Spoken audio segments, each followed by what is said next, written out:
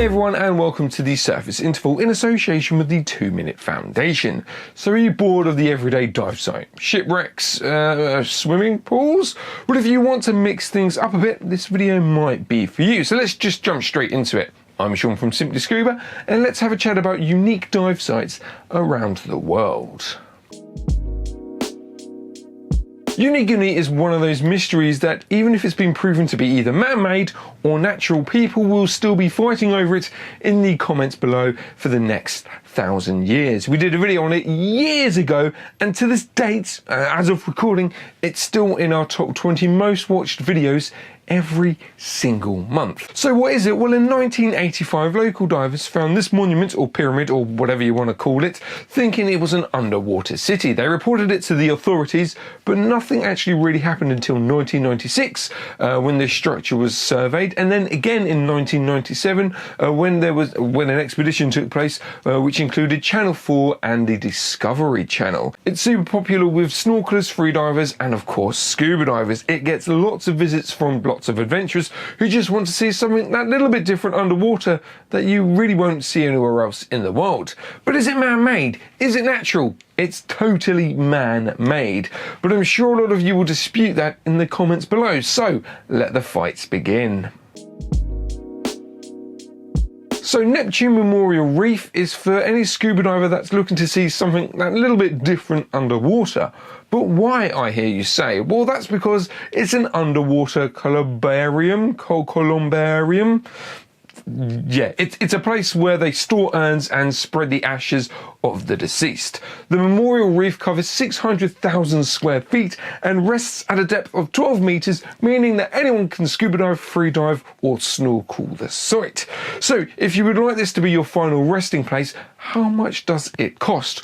Well, it costs from $595 to $9,995. From scatterings, statues to plaques, the team that manage the site have you covered. As of recording, the reef can hold up to 850 remains, and they plan to reach 125,000 through expansion over the next several years. So yeah, if you want to pay respects to a fellow scuba diver, or you want to dive amongst some rather interesting memorials of different shapes and sizes, this is definitely the site for you. What's cooler than diving one continent? Well, how about diving between two at the same time? Yes, you can dive between the Eurasian and the American plates at Silfra. The water itself is spring-fed, and it comes from Iceland's second largest glacier.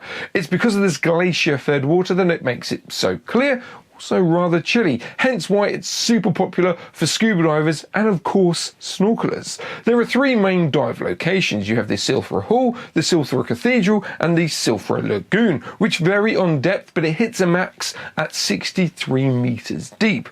The water temperature is between 2 to 4 degrees, so yeah, it's not board shorts and rash vest water, so make sure you're comfortable in a dry suit. And if you're worried about the plates drifting, have no fear, they only move 2 centimeters a year away from each other. Okay, so you've dived shipwrecks, you've dived reefs, heck, maybe you even dived Yonuguni, but have you ever dived a nuclear missile silo? Well, if not, you now can. Well, sort of. This site itself is, as of recording, should I say, not available to the general public. You need to be a part of a club or a dive shop, and the group must consist of an instructor or an insured dive master. The water is crystal clear, so you can see clearly, but the further down you go, the darker it's going to get. So this site really is for the divers who've experienced a ton of night diving or low-vis diving. The silo has a maximum depth of 37 meters. But don't forget, to reach the point of you starting your dive, you'll need to climb down 30 flights of stairs in all your gear. In the silo itself, you'll find old equipment that was too big or dangerous to move for scrap or repurpose, from control panels, plaques to metal shacks. What most divers find eerie about the site though is the smooth silo walls when ascending and descending. This dive site is said to be a must for any adventurer that just wants to dive something that little bit, or should I say, totally different. Very much like the Neptune Memorial Reef, the Underwater Museum is home to some of the most amazing statues underwater. These aren't made from dead bodies though. As of recording, there are over 400 life-size or human-size figures that can be visited by scuba divers, freedivers and of course snorkelers.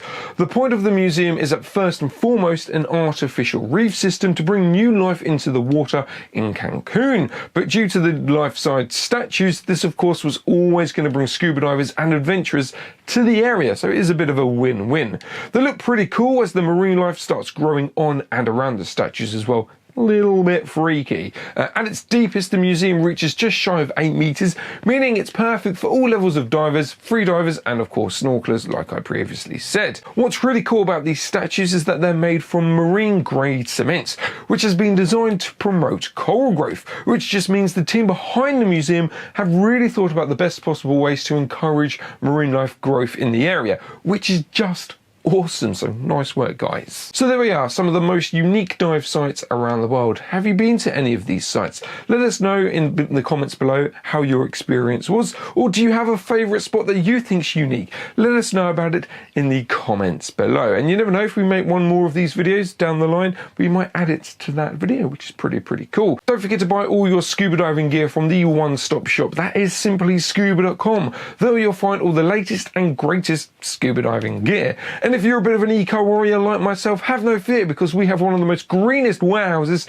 in the world. I don't mean that we've painted it green, it's just that we're very eco-friendly. So much so, we've actually gotten our carbon emissions down by 93.5% as of recording, and we have the correct facilities of either replacing or recycling plastic as well, which is fantastic. Anyway, if you enjoyed today's video, then want to give it a like, share it with your diving buddies, and of course, if you haven't already, you got to smash that subscribe button. Thanks for watching, and stay classy, scuba divers.